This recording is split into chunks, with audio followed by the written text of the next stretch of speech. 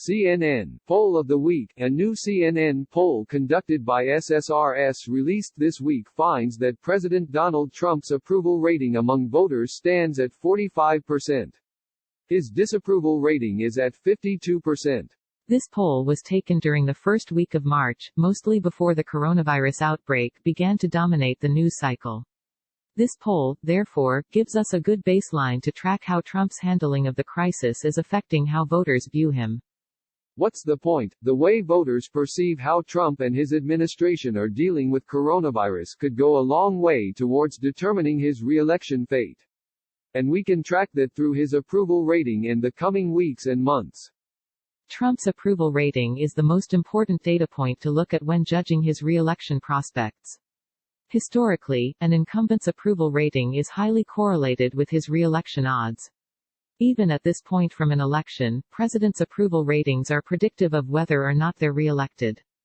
As it stands, an approval rating of 45% among voters on Election Day 2020 will likely not be good enough for Trump to win. One estimate from 538's Nate Silver gave a president about a 3 in 10 shot of winning with an approval rating of 45%. That, of course, would still give Trump a chance if the election were held today. Of course, the election isn't until November.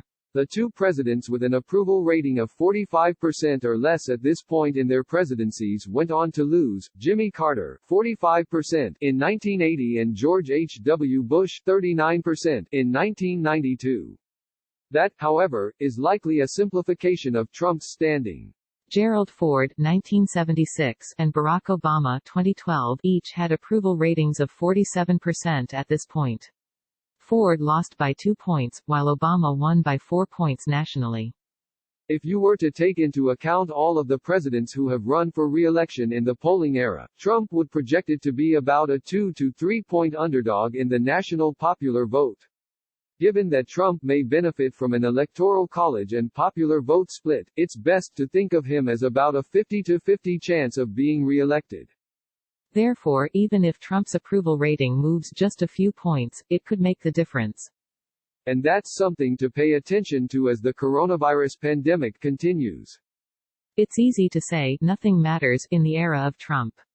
But events have moved his approval rating before, particularly those that have affected some people's day-to-day lives. Think back to the government shutdown in 2018 and 2019.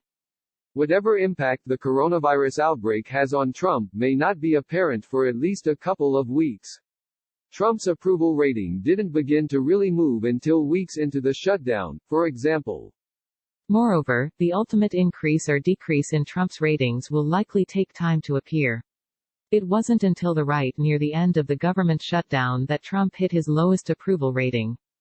Whether Trump's numbers move because of coronavirus will likely depend on whether Americans think their lives have been impacted, for better or worse, because of Trump's actions. It's easy to imagine a world where voters believe Trump has handled coronavirus response one way, but don't think that it has impacted them directly. Many voters disapprove of a lot of Trump's actions, but that doesn't change their overall opinion of him. For Trump's numbers to move, he'll need to be seen as responsible for something that changed voters' lives.